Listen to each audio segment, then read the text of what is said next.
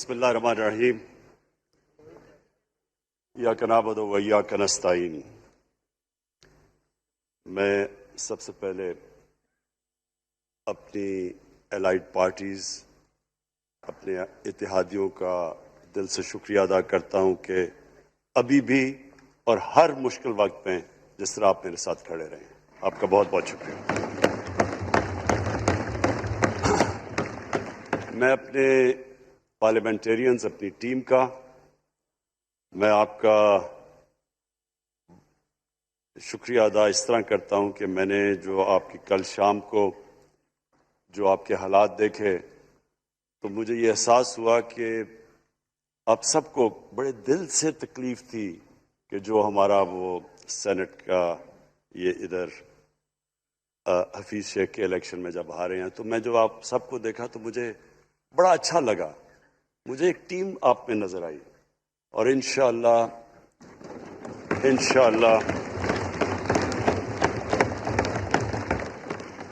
ये हमारी टीम मजबूत होती जाएगी, क्योंकि देखें, अल्लाह कहता है कि मैं तुम्हारे ईमान को बार बार आजमाऊंगा। अल्लाह कुरान शरीफ में हमें कहता है।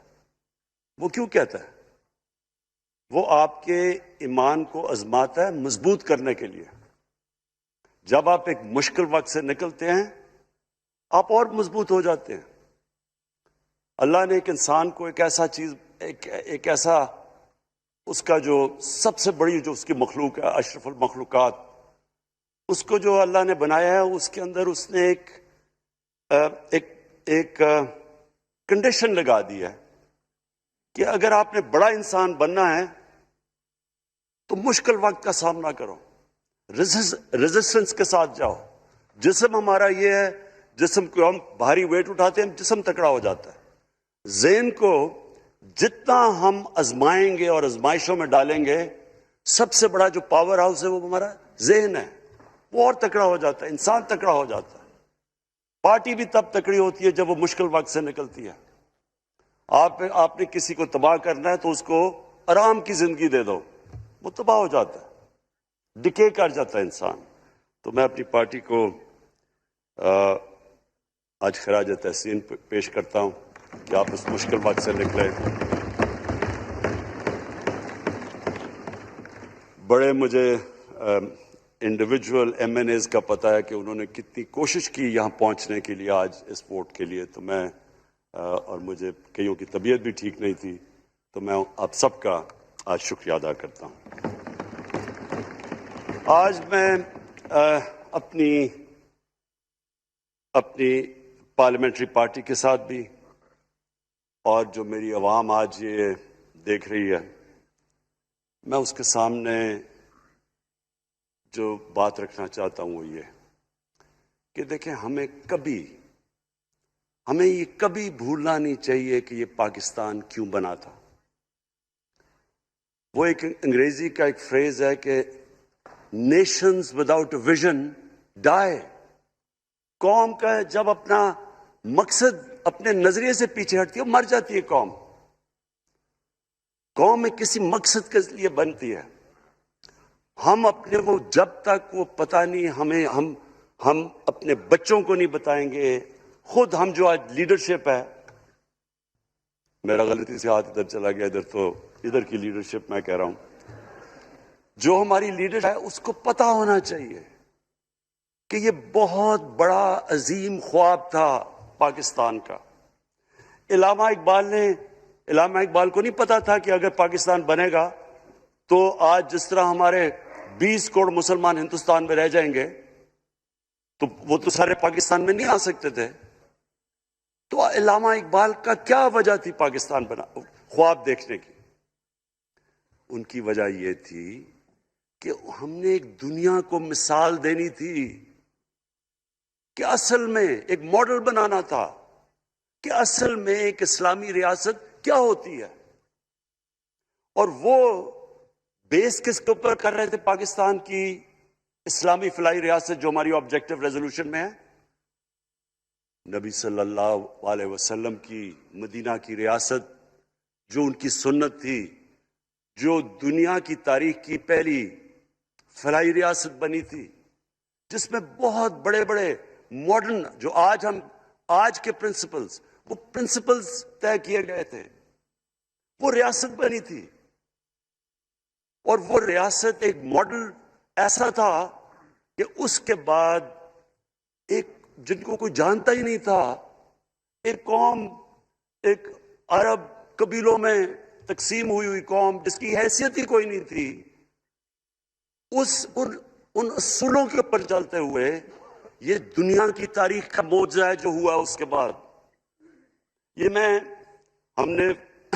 نے شفقت محمود کو کہا بھی ہے کہ ہمارے بچوں کو ہر سکول، چاہے وہ انگلش میڈیم، چاہے اردو میڈیم، چاہے دینی مدرسے، سب کو 8، 7، 8 اور 9 کلاسز میں باقاعدہ سبجیکٹ پڑھائیں کہ نبی صلی اللہ علیہ وسلم کی جو زندگی تھی اور جو مدینہ میں کیا وہ کیا تھی.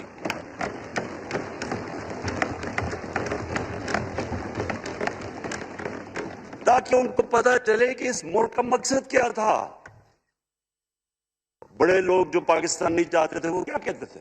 وہ کہتے تھے کہ پاکستان تو بن گیا تو آپ نے جو مسلمان ہندوستان میں رہ گئے ان کو آپ نے سیکنڈ کلاس سٹیزن بنا کے چھوڑ دیا ہے. آج بیچارے مسلمانوں سے کیا ہو رہا ہے وہاں؟ تو وہ لوگ کہتے ہیں کہ اگر پاکستان نہ بنتا تو مسلمانوں کی زیادہ طاقت ہونی تھی. ایک ہندوستان میں اس طرح مسلمانوں کا برا حال نہیں ہونا تھا جو آج ہے. یہ تو نہیں تھا کہ وہاں ٹاٹا برلا تھے جو اربوں پتی اور یہاں یہ شریف اور زرداری اربوں پتی بن جائیں. اس لیے تو نہیں پاکستان بنا تھا. یہ ایک بڑی ہمیں ری الائن کرنا چاہیے اپنے نظریے کی طرف. ہمیں اپنا رخ چینج کرنا چاہیے واپس کہ یہ بڑا عظیم خواب تھا پاکستان کا. اور وہ جو تاریخ تھی، وہ جو اصول انہوں نے سیٹ اپ کیے، جن لوگوں کی حیثیت ہی نہیں تھی، یہ تاریخ کا حصہ ہے کہ اس کے بعد انہوں نے دیکھتے دیکھتے 15، 20، 30 سالوں کے اندر دنیا کی امامت کی.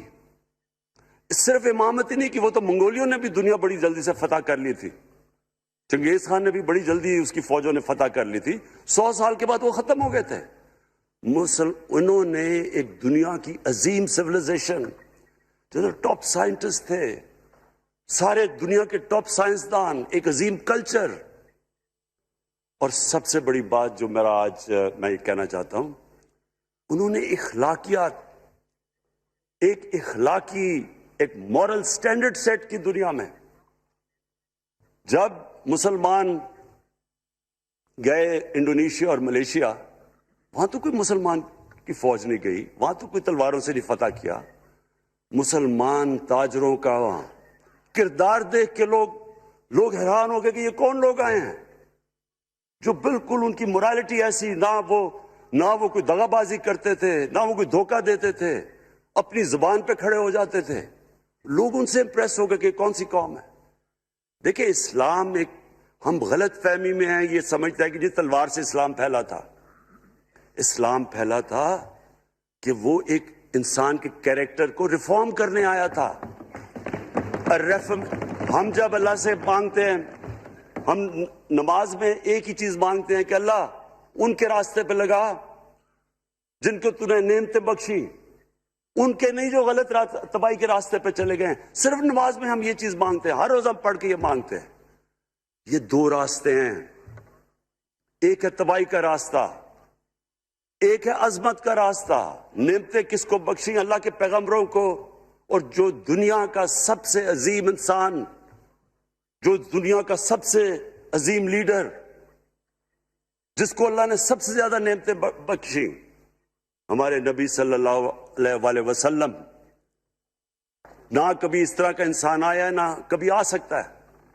تو ہمیں راستہ بتایا کہ ایک ان کا راستہ ہے اور ایک دوسرا راستہ ہے، تباہی کا راستہ ہے. اور وہ جو ان کے راستے پہ چلتا گیا وہ ایک عظیم انسان بنتا گیا. ایک کتاب ہے، میں اپنے لوگوں کو ریکمینڈ بھی کرتا ہوں کہ دی عرب کانکویسٹ، وہ پڑھنے والی کتاب ہے. اس میں بتاتے ہیں کہ جب مسلمان ایک دم دیکھتے دیکھتے دنیا میں پھیل گئے تو کوئی ایک آدمی نہیں تھا. ایک تو بڑے عظیم سپہ سالار تھا خالد بن ولید، لیکن وہ جو بھی بنتا تھا وہ جنرل عظیم بن جاتا تھا. وہ اس کتاب کے اندر لکھی انگریز نے ہے. وہ کہتے ہیں اس کی کوئی ایکسپلینیشن نہیں ہے کہ یہ کیسے ساری دنیا پہ چھا گئے. نہ ان کے پاس کوئی لیٹسٹ ویپنز تھے، ایک طرف رومنز تھے، دوسری طرف پرشینز تھے، وہ تو سپر پاورز تھے، ہتھیار تو ان کے پاس تھے.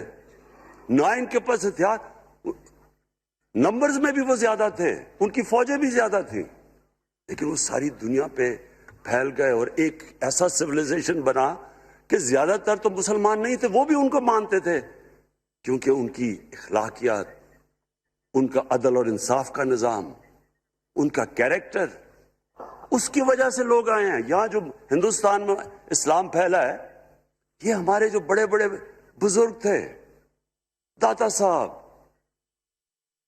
بلے شاہ، نظام الدین اولیاء اور بابا فرید، یہ لوگ تھے.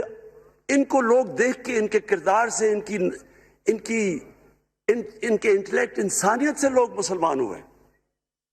تو ہم آج، میں جو یہ سینٹ الیکشن ہوا ہے، میں اپنی قوم کو یہاں، یعنی مجھے شرمندگی ہوتی ہے اسپیکر صاحب کہ ہم وہ کدھر وہ خواب اور کدھر بکرا منڈی بنی ہوئی ہے ایک لوگوں کو خریدنے کے لیے، اور سب کے سامنے.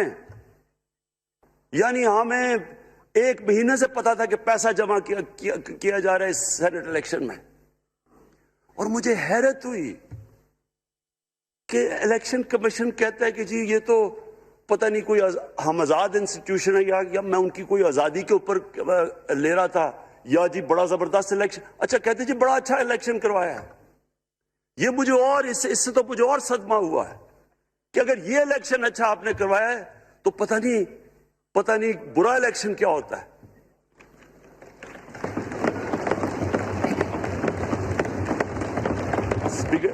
اسپیکر صاحب یہ دیکھیں، مجھے یہ افسوس یہ ہوتا ہے کہ ہم ایک چیز سمجھتے نہیں ہیں.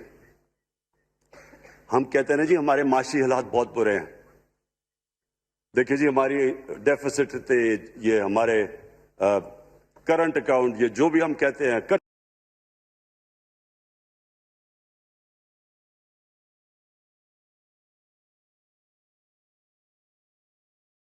چڑھے ہوئے ہیں.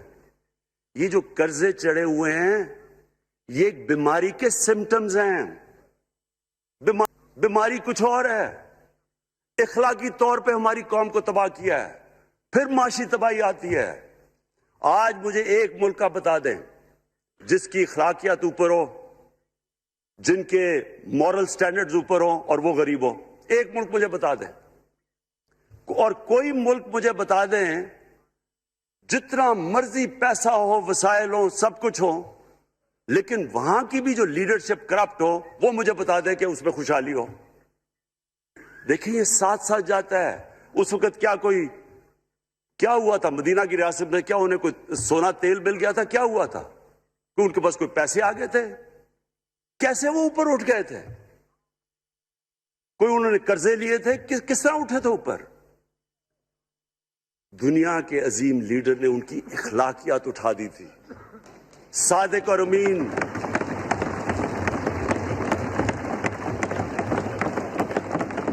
ایک قوم، انہوں نے ہمیں بتایا. ہمیں قرآن میں اللہ حکم کرتا ہے کہ ان کی سنت پہ چلو.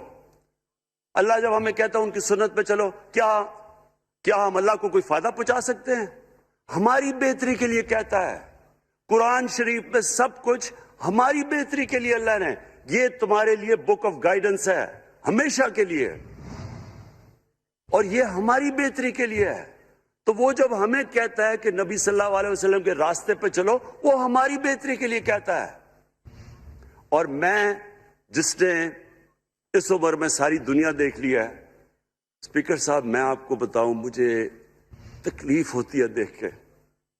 جب میں یہ مغربی ملکوں میں جاتا ہوں، اسکینڈینیویا میں، سوئٹزرلینڈ میں، آپ وہاں کے اخلاقی سٹینڈرڈز دیکھیں، ان کی مورل سٹینڈنگز دیکھیں، شرم آئے گی آپ کو کہ جو ہمارے ملک میں ہو رہا ہے. اور یہ جو سینٹ کا الیکشن ہوا ہے، آپ کو افسوس ہوگا کہ ہم وہ کس کی امت ہیں ہم؟ کس کی امت ہیں؟ کس کے نام پہ پاکستان کا مطلب کیا؟ لا الہ الا اللہ، اس پہ یہ ہمارا ملک بنا تھا۔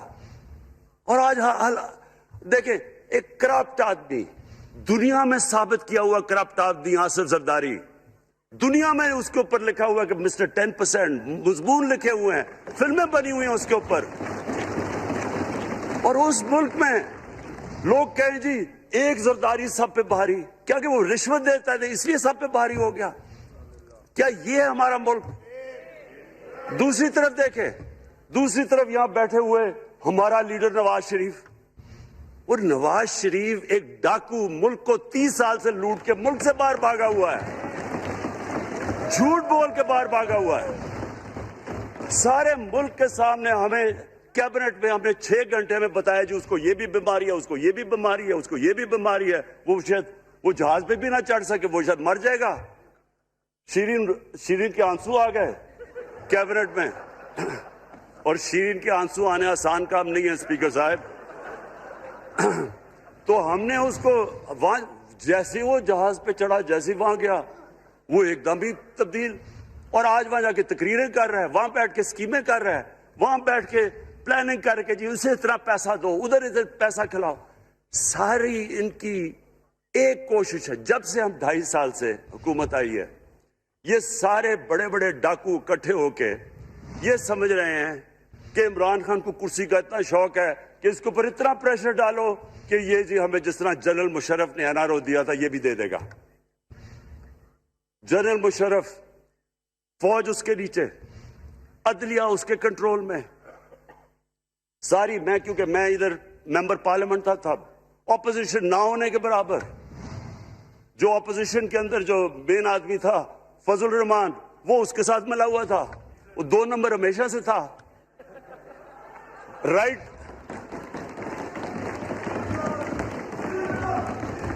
اور وہ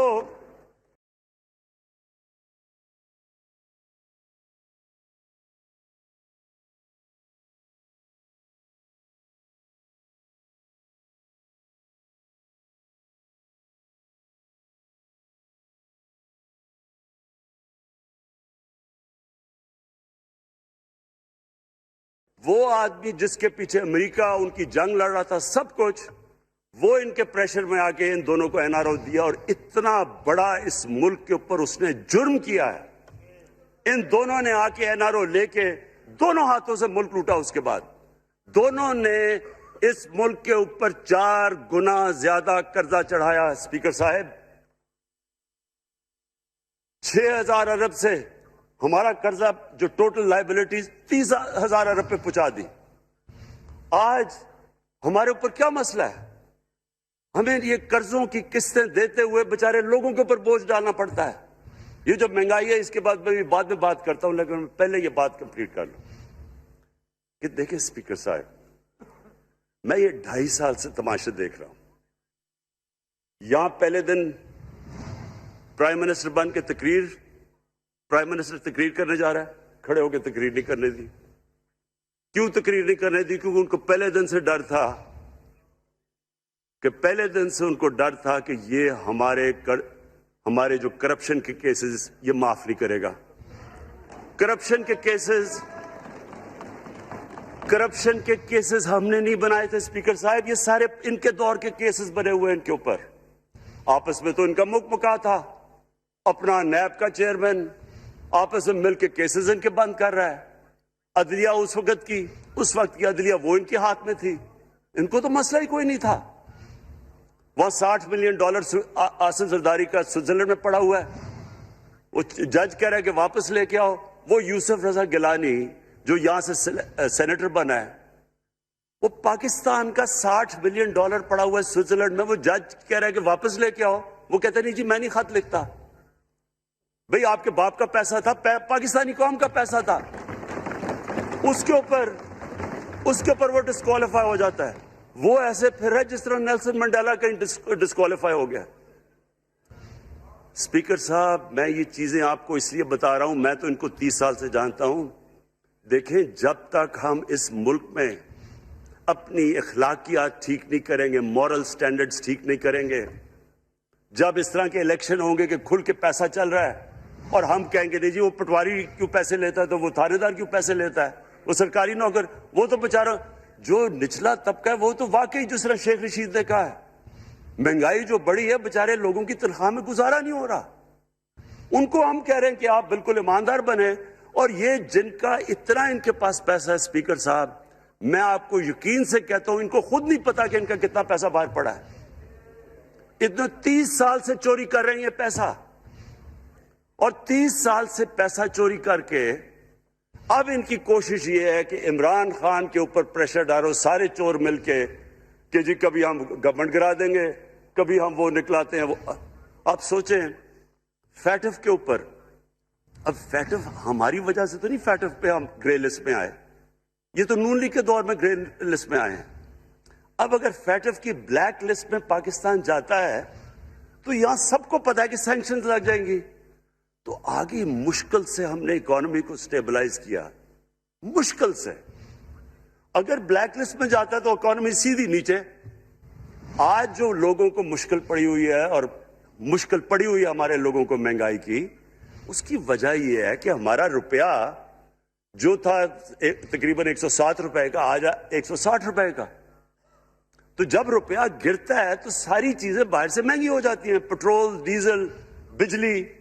اب بجلی کی آدھی بجلی ان سے باقی ڈالر کانٹریکٹس کے اوپر بجلی کے کانٹریکٹ سائن کیے ہوئے ہیں، وہ سب کچھ باہر سے. دالیں مہنگی، جو چیز باہر سے امپورٹ کرتے ہیں، گھی مہنگا، ساری چیزیں مہنگی ہو جاتی ہیں. تو یہ سوچ لیں کہ اگر ہمارے اوپر سینکشنز لگ جائیں، اگر ہمارے اوپر فیٹف کی سینکشنز لگ جاتی تو یہ تو آپ تو سوچ ہی نہیں سکتے کہ یہ ملک میں کیا حال ہونا تھا.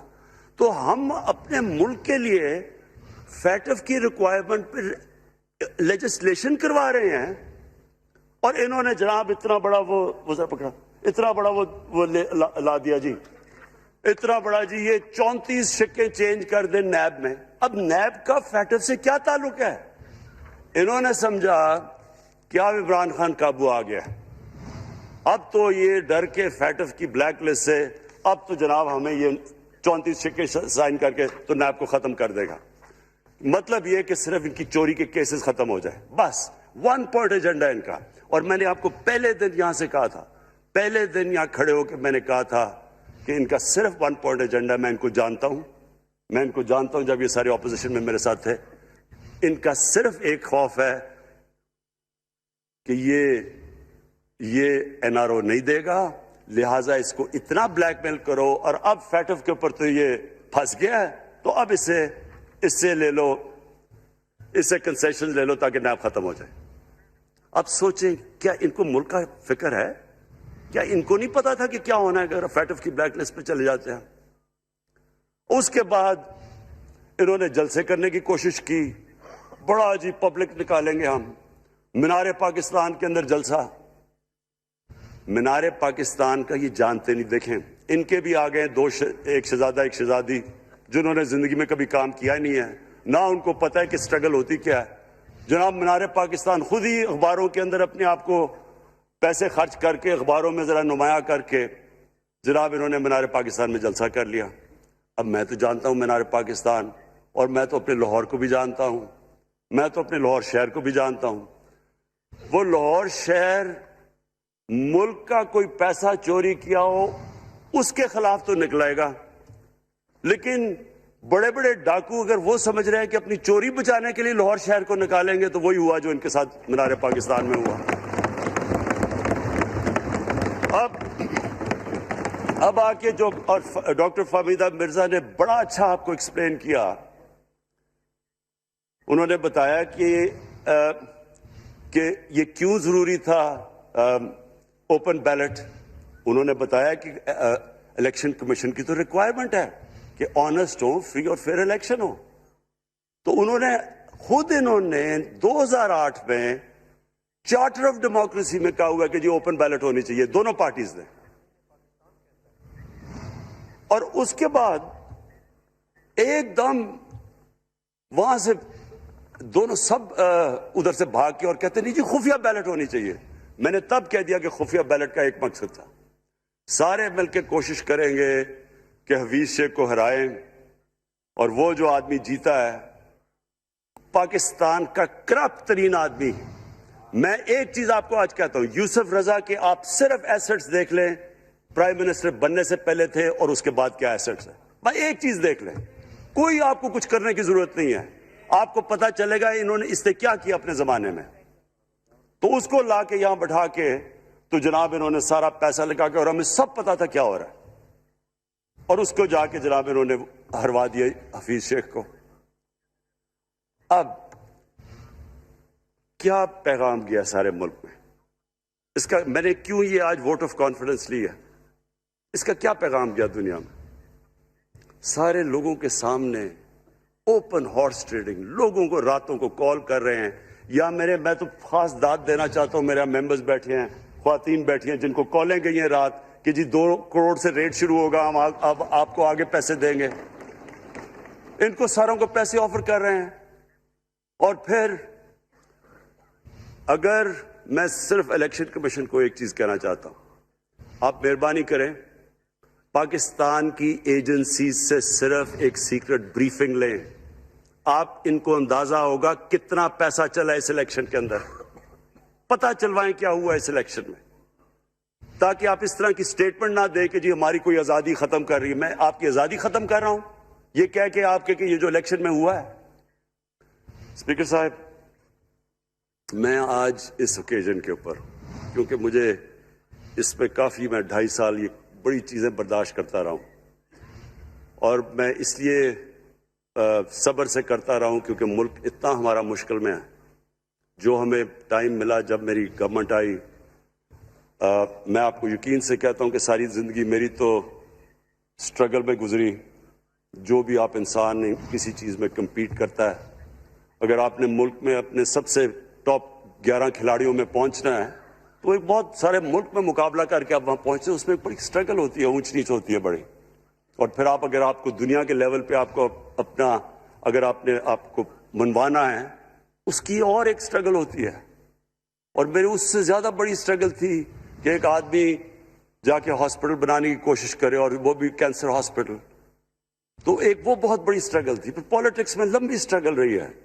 اکیلا تھوڑا سے لوگوں کے ساتھ شروع ہوا تھا, اور سٹرگل کر کے 14-15 سال تو مذاق اڑتا تھا میرا, سارے ہنستے تھے جب نام سنتے تھے میرا. تو ایک سٹرگل کر کے یہاں پہنچا ہوں. جو یہ 2.5 سال میں اسپیکر صاحب میں نے سٹرگل کی ہے, یہ میری زندگی کی سب سے مشکل سٹرگل تھی. اور کیوں مشکل تھی؟ کیونکہ جو یہ 10 سال میں اس کو ڈیکیڈ آف ڈارکنس کہتا ہوں, ایک ایک انہوں نے ادارہ تباہ کیا. صرف 10 سال پہلے اداروں کے حال دیکھ لیں, کوئی ادارہ اٹھا لیں, پی آئی لے لیں, ریلوے لیں, سٹیل مل 8 ارب روپے کا پروفٹ لے کے بیٹھی ہوئی تھی. 8 ارب روپیہ سٹیل مل میں پروفٹ تھا جب تک کہ زرداری نے ہاتھ نہیں مارا اس کو. اپنا وہ ریاض لال جی فرنٹ مین رکھ کے ہمارے سامنے, میرے پاس آئے لوگ چیمبر والے, انہوں نے کہا جی یہ سٹیل مل سستی بلٹس اس کو بھیجا, اس کے تھرو پیسے دے رہا ہے. وہ سٹیل مل آج بند پڑی ہے. ایک ایک ادارہ انہوں نے تباہ کیا, بھرتیاں کی لوگوں کی. وہ ادارے اتنے بڑے بڑے ہو گئے ہیں کہ وہاں پینشنز ہی اتنی آ گئی ہے کہ کچھ بچتا ہی نہیں ہے سیلریز اور پینشن کے بعد کے ادارے کو ٹھیک کر سکے. ایک ایک ادارہ تباہ کیا. ملک کا سب سے بڑا جو کرنٹ اکاؤنٹ ڈیفیسٹ, جس کے اوپر سارا پریشر پڑتا ہے, اگر آپ کا کرنٹ اکاؤنٹ یعنی کہ ڈالر زیادہ ملک سے باہر جا رہے ہیں اور کم اندر آ رہے ہیں تو پریشر روپے پہ پڑتا ہے, وہ گر جاتا ہے. تو وہ میں آپ کو بتا, جب روپیہ گرتا ہے تو غربت پھیل جاتی ہے ملک میں. تو سب سے بڑا current account deficit, fiscal deficits جو کہ آپ کی آمدنی اور خرچے, وہ بڑا ڈیفیسٹ. سارے ادارے خسارے میں. پاور کانٹریکٹس جو انہوں نے سائن کیے اسپیکر صاحب, یہ عمر ایوب آپ کو بتائے گا, وہ یعنی ایسے لگ رہا تھا کہ کسی دشمن نے آ کے ایک ملک کو نقصان پہنچانے کے لیے پاور کانٹریکٹ سائن کیے. ان کے اندر وہی پاور پروجیکٹس آپ کہیں اور دیکھ لیں, کسی اور ملک میں, بلکہ اپنے ملک میں دیکھ لیں, اور وہ دیکھیں کہ انہوں نے کس پیسے بنائے, وہ کس پیسے پہ. گیس کا کانٹریکٹ سائن کیا ہم نے آ کے اسی ملک سے 30% کم پیسے پہ گیس کا کانٹریکٹ سائن کیا, ان کا ہی کانٹریکٹ چینج کیا. ساری گورنمنٹ جب اوپر سے پرائم منسٹر لگا ہوا پیسے بنانے, پرائم منسٹر ایک نوکری کر رہا ہے کس کے لیے؟ ایک دبئی کی کمپنی کے لیے. کبھی دنیا میں سنا ہے اس طرح؟ کبھی یہ مذاق سنا ہے جی کہ ملک کا پرائم منسٹر کسی دنیا کو دبئی کی کمپنی کے اندر نوکری کر رہا ہے؟ ادھر سے یہاں ڈیفنس منسٹر ان کا، فورن منسٹر، وہ دبئی کی کمپنی سے نوکری کر رہا ہے. اور وہ ایک انٹیریئر منسٹر، وہ کوئی سنا ہے سنتری بنا ہوا تھا کسی سعودی عربیہ کی کمپنی میں، مجھے نہیں پتا. کبھی یہ سنا ہے یہ ملک سے کسی ملک سے ایسا مذاق ہوا ہے؟ یہ سارے طریقے تھے اس ملک سے پیسہ منی لانڈر کر کے باہر لے جانا. آج مجھے یہ بتائیں، میں یہ جو سارے ہماری اپوزیشن ہے، میں ان سے سوچتا ہوں، میں کئی دفعہ ان کی شکلیں دیکھ کے پوچھتا ہوں ان سے کہ کیا آپ واقعی سمجھتے ہیں کہ آپ دونوں کے لیڈر ایماندار ہیں؟ کیا یہ واقعی سمجھتے ہیں کہ ان کی جو یہ دولتیں بڑی ہیں یہ ایمانداری سے بنی ہیں؟ یعنی کیا ان کو کوئی ملکی فکر نہیں ہے کہ یہاں کا پیسہ، کیا ان کے بیٹے ہیں؟ میں ضرور یہ بتائیں، 3 دفعہ ملک کا پرائم منسٹر، اس کے دونوں بیٹے باہر بیٹھے ہوئے ہیں. میں لندن کو جانتا ہوں اسپیکر صاحب، وہ اربوں اربوں روپے کی پراپرٹی ہے. وہاں کے بڑے بڑے رئیس ان ایریاز میں نہیں رہ سکتے جدھر ان کے 2 بیٹے رہ رہے ہیں. ملک سے بھاگ گئے جی. ہم پاکستانی شہری نہیں ہیں. کیوں پاکستانی شہری نہیں؟ کیوں یہاں بتا ہی نہیں سکتے کہ وہ پیسہ کدھر سے آیا جو انہوں نے اتنی بڑی پراپرٹیز لی ہوئی ہیں. اور یہ کچھ نہیں ہے جو انہوں نے بینامی پراپرٹیز لی ہوئی ہیں. کسی کو اندازہ ہی نہیں ہے ان کا کتنا پیسہ باہر پڑا ہے. زرداری کے پاس کیا تھا پہلے؟ اس کی جو باہر پراپرٹیز ہیں. تو کیا ان لوگوں کو نہیں پتا کہ اس ملک کا پیسہ چوری کر کے یہ باہر لے کے جا رہے ہیں اور یہ پھر بھی ان کی سپورٹ کر رہے ہیں؟ اور یہ جو سینٹ کا الیکشن، کیا انہیں نہیں پتا کہ بڑا جی عقل مند پولیٹیشن ہے زرداری، لوگوں کو رشوت دے کے ان کو خرید رہا ہے؟ ساری قوم کے سامنے یہ ہو رہا ہے. میں یہ صرف آخر میں یہ کہنا چاہتا ہوں اس ایشو کو ختم کرتے ہوئے کہ دیکھیں اسپیکر صاحب، کوئی ملک آگے نہیں بڑھ سکتا ایسے. میں اکیلا عمران خان کو کرپشن کر کے کرپشن نہیں ٹھیک کر سکتا. میں عدلیہ کو کیا، کیسز تو عدلیہ میں ہے یا نیب کے اندر ہے، میرا تو ان کے اوپر کوئی کنٹرول نہیں ہے. میں آج پاکستان کی عدلیہ کو اور نیب کو، جو آپ کو میری گورنمنٹ سے مدد چاہیے کنوکشنز کرنے کے لیے، ساری چیزیں ایک طرف، یہ اس ملک کا سب سے بڑا مسئلہ ہے. جب تک آپ لوگوں کو سزا ہی نہیں دیں گے،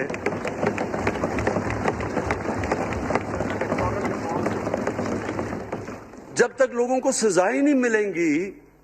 دیکھیں جی، کسی معاشرے میں جب سزا اور جزا ہی نہیں ہے، صرف غریب آدمی جیل میں جائے، طاقتور جلسے کرنے شروع ہو جائے کہ جی مجھے این آر او دو، وہ نیب کے عدالت سے نکلتے ہیں، پھول پھینک رہے ہیں ان کے اوپر.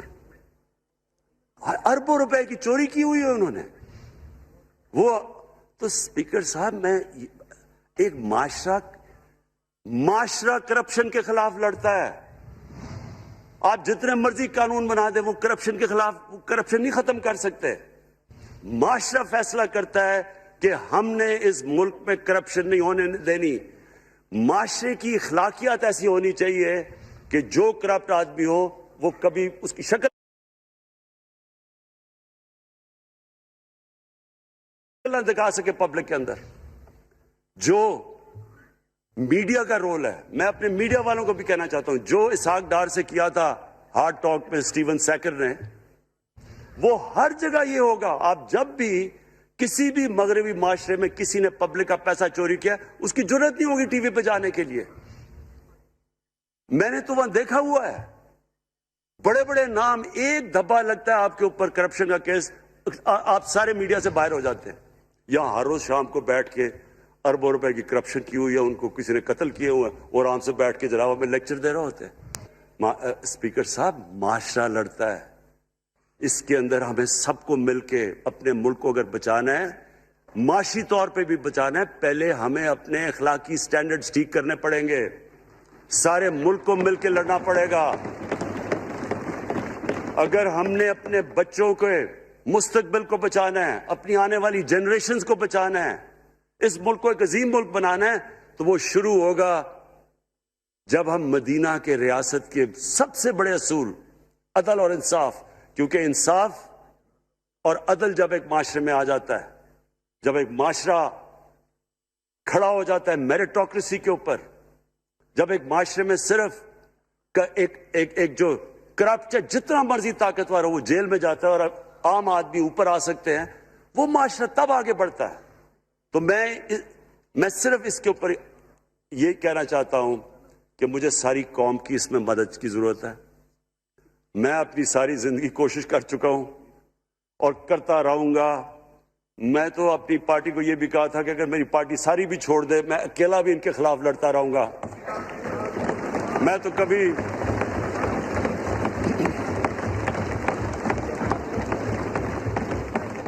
اسپیکر صاحب آخری گیند تک لڑنے والا کیپٹن تھا، آخری گیند تک لڑوں گا، وہ تو کبھی میں ہار مانوں گا نہیں۔ لیکن یہ وقت آ گیا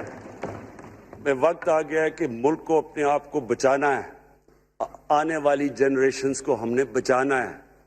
ہم تب تک نہیں کر سکتے انفارچونیٹلی جب تک ہم سب مل کے فیصلہ کریں کہ یہ جو اوپر بیٹھے ہوئے ہیں، جنہوں نے 30 سال سے ملک کو چوری کر رہے ہیں، ان کو ہم بجائے وہ صحافی جا کے کہہ رہے ہیں جی ہائی کورٹ کے اندر کی جی اس کو تقریر کرنی دینی ہے، وہ نیلسن منڈیلا جو باہر بیٹھا وہ تقریر کرنا چاہیے جی، پتہ نہیں عوام کو سننا چاہیے کہ وہ یہاں سے بھاگا کیسے، اس کے پیسے کیسے، یعنی کہ میں حیران ہو گیا تب۔ اور اب اسپیکر صاحب میں صرف مختصر بات کر دوں آگے کی۔ دیکھیں، پاکستان ایک مشکل وقت سے نکل کے اب ہم ایک سٹیبل اور آگے بڑھنے کے سٹیج پہ آ گئے۔ ہماری اللہ کا شکر ہے، جو سب سے مشکل چیز ہوتی ہے کرنٹ اکاؤنٹ، بڑی دیر 17 سال کے بعد 5 مہینے پاکستان کا جو کرنٹ اکاؤنٹ ہے وہ سرپلس پہ چلا گیا۔ یعنی ہمارے جتنے ملک میں ڈالرز آ رہے ہیں اور جتنے باہر جا رہے ہیں، اللہ کا کرم ہے زیادہ ڈالرز آ رہے ہیں، ہمارا روپیہ خود ہی، ہم پیسے نہیں لگا رہے اس کو، خود روپیہ اسٹرینتھ گین کر رہا ہے۔ یہ بڑا امپورٹنٹ ٹائم ہے کہ اس وقت، اور یہ اس کے باوجود کہ اس ملک میں کرونا ہوا، ساری دنیا کی اکانومیز کرونا میں بری طرح متاثر ہوئی، اس کے باوجود اوپر والے کے کرم خاص طور پہ، اور میں کہوں گا کہ ہماری جو ٹیم تھی، ہمارا جو جس طرح ہم نے مانیٹر کیا اور جس طرح ہم نے ڈیٹا بیس گیدر کیا اور ہم نے ہر ایک چیز فالو کر کے ہم نے جیسے اپنے لوگوں کو بچایا ہے۔ میں خاص طور پہ اپنی ٹیم یاسد عمر کا اور ہماری جو ٹیم تھی اپنی ڈاکٹر فیصل مین کو خاص طور پہ خراج تحسین پیش کرتا ہوں۔ تو اس مشکل وقت سے بھی آپ دنیا میں دیکھیں اور جس طرح پاکستان نکلا ہے۔ اب دیکھیں آگے ہمارا چیلنج کیا ہے۔ ہمارا چیلنج یہ ہے کہ ہم اپنی جو ایکسپورٹس ہیں ان کو بڑھائیں، کیونکہ صرف گروتھ ایک ہی طرح ہوتی ہے، ایکسپورٹ لیڈ۔ اللہ کا شکر ہے کہ بیرون ملک پاکستانیوں نے ریکارڈ پیسہ پاکستان بھیجا ہے جو کہ ہمارے ملک میں آیا ہے ریمیٹنسز کے۔ اب ہم نے انویسٹمنٹ کے اوپر لگے ہوئے ہیں۔ اس وقت سب سے زیادہ کمپنیز رجسٹر ہوئی ہیں SECP میں، اس کا مطلب کہ نئی انویسٹمنٹ پاکستان میں آنے والی ہے، لوگ تیار ہو گئے انویسٹ کرنے کے لیے۔ ہمارا صرف مسئلہ اسپیکر صاحب ایک ہے بجلی کا، یہ بڑا مسئلہ ہے۔ کانٹریکٹ مہنگے سائن کیے ہوئے، جو کانٹریکٹ سائن کیے ہوئے ہیں جس پہ وہ بجلی پروڈیوس ہو رہی ہے، بدقسمتی سے وہ اگر بجلی کی قیمت بڑھاتے ہیں تو لوگ آگے اور مشکلوں میں پڑے ہوئے ہیں، بجلی کی وجہ سے سب چیزیں مہنگی ہو جاتی ہیں۔ نہیں بڑھاتے تو قرضے، وہ جو گردشی قرضے ہیں وہ بڑھتے جا رہے ہیں۔ ہمارا ایک یہ چیلنج ہے، اس کے اوپر صرف اپنی قوم کو بتانا چاہتا ہوں کہ باقاعدہ ہم ہر طریقہ سوچ رہے ہیں کہ ہم نے اس میں سے کیسے ہم نے اپنے لوگوں کے اوپر بوجھ کم کرنا ہے۔ ایک تو میں اپنی ٹیم کو یہ بھی کامیابی دیتا ہوں کہ بڑی دیر اور مشکلوں سے IPPs کے ساتھ ہم نے نئے کانٹریکٹ سائن کیا جس کے اندر بہت پاکستان کا پیسہ بھی بچے گا اور جو آگے جا کے قرضہ بڑھنا تھا وہ نہیں بڑھے گا۔ جو میرے اوپر سب سے زیادہ پریشر ہے اس وقت اسپیکر صاحب وہ ہے مہنگائی کا۔ مہنگائی میں نے آپ کو بتایا بھی دیا کہ مسئلہ ایک، جب آپ کی روپیہ گرتا ہے تو جب چیزیں مہنگی ہو جاتی ہیں، ایک وہ ہے۔ لیکن میں اپنی قوم کو صرف ایک چیز کہنا چاہتا ہوں کہ سب سے زیادہ اس وقت میری حکومت ایک ہی چیز پہ لگی ہوئی ہے کہ ہم کس طرح لوگوں کے اوپر مہنگائی کا بوجھ کم کریں. اس کے لیے ہم بڑی بڑی چیزیں آپ کے سامنے لے کے آئیں گے آنے والے دنوں میں، جس میں کوشش یہ ہے کہ ہم اپنے ملک میں جو سارا نچلا طبقہ ہے ان کو سبسڈائز کریں، اپنے اساس پروگرام کے ذریعے ان کو ڈائریکٹلی ہم فنڈ کریں. یہ انشاءاللہ آپ کے ساتھ آئے گا. ابھی میں نے ایکسپیریمنٹ ایک اور شروع کر دیا، وہ ایک ہفتے تک ابھی ٹرائل پہ ہے کہ ہم ایک پروگرام لے کے آ رہے ہیں کوئی بھوکا نہ سوئے. ہم نے خاص کچنز بنائے ہیں، ایریاز چوز کیے ہیں جدھر سب سے زیادہ بھوک ہے، تاکہ ہم کم از کم جب تک ہماری ملک اٹھتا ہے اوپر، ہم کم از کم ان تک کھانا پہنچائیں کہ ہمارے ملک میں کوئی بھوکا نہ سوئے. اور یہ پوری میں کیمپین شروع کرنے لگا ہوں. ہیلتھ کارڈ پنجاب کے اندر اور پختونخوا میں، پختونخوا کی گورنمنٹ کو تو میں خاص مبارک دیتا ہوں کہ انہوں نے سارے اپنے پختونخوا کے لوگوں نے خاندانوں کو کور کر لیا ہیلتھ انشورنس سے. یہ بڑے بڑے امیر ملکوں میں بھی ایسا نہیں ہوتا کہ ہر ایک خاندان کے پاس 10 لاکھ روپے کی انشورنس ہوگی، کسی بھی ہسپتال میں جا کے اپنا علاج کروا سکیں. میں خاص طور پہ محمود خان اور آپ کی کیبنٹ کو مبارک دیتا ہوں. پنجاب کیونکہ بہت بڑا ہے، انہوں نے بھی فیصلہ کر لیا ہے. عثمان بزدار آپ کی اور آپ کی ٹیم کو میں خاص مبارک دیتا ہوں کہ اس سال کے اینڈ تک وہ سارے پنجاب کے اندر ہیلتھ کارڈ پہنچا دیں گے. یہ ایک عام آدمی کے لیے سب سے بڑی، کم از کم جیسے جیسے ہم اپنے ملک کو اٹھا رہے ہیں تو کم از کم ہم لوگوں کی بنیادی ضروریات پوری کریں.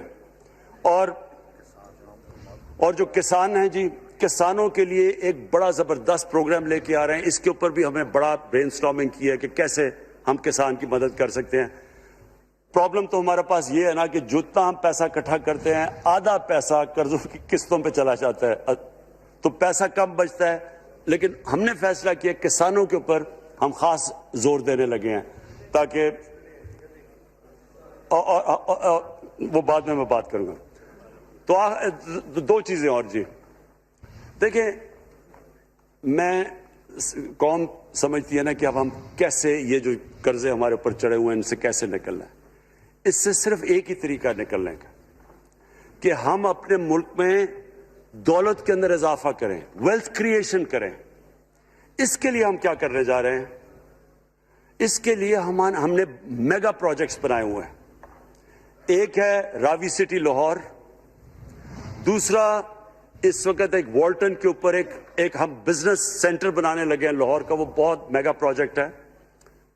اور پھر تیسرا جو ہے ایک جزیرہ بنڈل آئلینڈ کراچی سے تھوڑے 1-2 کلومیٹر کے فاصلے پہ. ان سے یہ کیوں کرنے جا رہے ہیں؟ میں صرف لوگ سمجھے کہ کیوں. ایک تو یہ ہمارے شہر پھیلتے جا رہے ہیں، جتنا شہر پھیلتا جائے گا نہ آپ ان کو سیوریج دے سکتے ہیں، نہ پانی دے سکتے ہیں، نہ صفائی کر سکتے ہیں. تو جو دنیا کے ماڈرن سٹیز ہیں وہ اوپر جاتے ہیں، یعنی وہ بلڈنگ اوپر جاتی ہے، بجائے اگر آپ پھیلتے جائیں تو مشکل ہو جاتا ہے سب. تو ایک تو ماڈرن سٹیز پہلی دفعہ بنا رہے ہیں پاکستان میں اسلام آباد کے بعد. ایک وہ راوی سٹی، وہ بہت ضروری ہے. اس سے لاہور کا جو پانی نیچے جاتا جا رہا ہے وہ ہم وہاں بیراج بنا کے پانی اس کا بچانے لگے ہیں. اور دوسرا ماحولیات کے لیے وہاں ہم بہت بڑے پیمانے پہ اربن فارسٹ اور درخت اگانے لگے ہیں، کیونکہ وہاں لاہور میں بہت بڑا پرابلم ہے اس کا. وہی بنڈل آئلینڈ کا بھی مقصد یہ ہے کہ وہاں سارا سیوریج جا رہا ہے کراچی کا، اس کی سیوریج کو ٹریٹ کریں اور ایک ماڈرن سٹی بنائیں. بجائے کراچی پھیلتے پھیلتے حیدرآباد پہنچ جائے، ایک پوری اوپر سٹی بنائیں جو ایک ماڈرن سٹی ہو. تو لیکن اس کا اصل مقصد یہ ہے کہ اس سے پیسہ جنریٹ ہوگا، اربوں کھربوں روپیہ ہم جنریٹ کریں گے اور اس پیسے سے ہم پھر یہ قرضے واپس کریں گے. اور دوسری چیز، باہر سے انویسٹمنٹ آئے گی. بیرون ملک پاکستانی جو سب سے بڑا ملک کا اساس ہے، وہ باہر آ کے وہ ان کے اندر انویسٹ کرنے کے لیے تیار ہے، ان بڑے بڑے پروجیکٹس کے اندر. اور جیسے فورن ایکسچینج آئے گا ہمارے ریزروز بڑے ہوں گے، ہمارا روپیہ سٹیبل ہوگا، اور اس سے جو ویلتھ کریشن ہوگی اس سے ہم پھر اپنے قرض واپس کریں گے. اس کے علاوہ 50 سال کے بعد 2 بڑی ڈیمز بن رہی ہیں، پاکستان کی تاریخ میں صرف 2 بڑی ڈیمز تھی. اب یہ 2 اور بادشاہ ڈیم اور ممن ڈیم بنا رہے ہیں. یہ انشاءاللہ ان کے اوپر کام شروع ہو گیا ہے. لیکن مجھے جو آخر میں بات کہنی ہے اسپیکر صاحب وہ یہ کہ پاکستان کو آگے بڑھنے سے کوئی نہیں روک سکتا انشاءاللہ.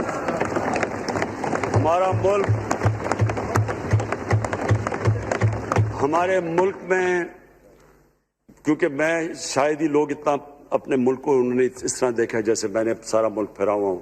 اللہ نے ہر قسم کی نعمت دی ہے. اس ملک میں جو پوٹینشل ہے شاید ہی کسی ملک میں ہے.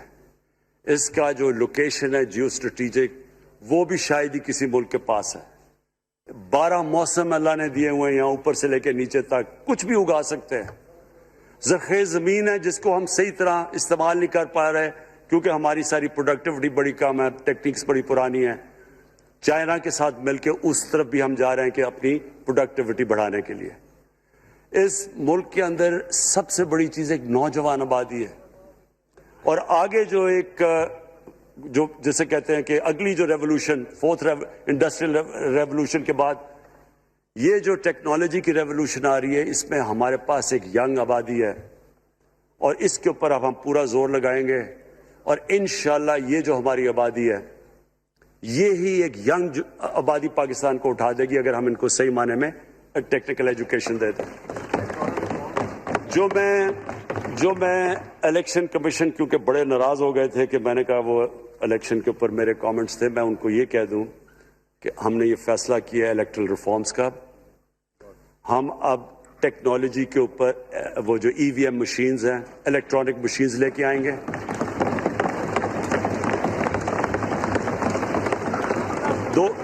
دو چیزیں کر رہے ہیں. اوورسیز پاکستانیز کے لیے آپ پورے لگے ہوئے ہیں کہ اوورسیز پاکستانیز بھی ووٹ ڈال سکیں، اور دوسری چیز الیکٹرانک مشینز لے کے آ رہے ہیں. اور کیونکہ یہ الیکٹرانک مشینز کے بغیر ہمیں الیکشنز نہیں کرنے چاہیے، نہیں تو جو ہارتا ہے وہ کہتا جی داندھی ہو گئی. ہم نے اس طرح کا سسٹم لے کے آ رہے ہیں کہ امریکہ کے اندر جب ڈونلڈ ٹرمپ نے کہا کہ الیکشن میں دھاندلی ہوئی ہے، سارے انہوں نے جب الیکشن کھولا تو ایک بھی وہ نہیں ثابت کر سکے دھاندلی ہوئی کیونکہ الیکٹرانک مشینز تھی. ان کے پاس وہ سسٹم تھا. انشاءاللہ وہ سسٹم لے کے آ رہے ہیں تاکہ ہمیشہ کے لیے آگے سے یہ چیز ختم ہو جائے کہ جو ہارا تھا وہ ہار مانے گا، جو جیتے گا وہ جیت. جس طرح کہ انشاءاللہ ہماری حکومت کرے گی، جس طرح کہ ایز کیپٹن پاکستان دنیا کی کرکٹ کی تاریخ میں پہلی دفعہ نیوٹرل امپائرز میں لے کے آیا تھا. بہت بہت شکریہ.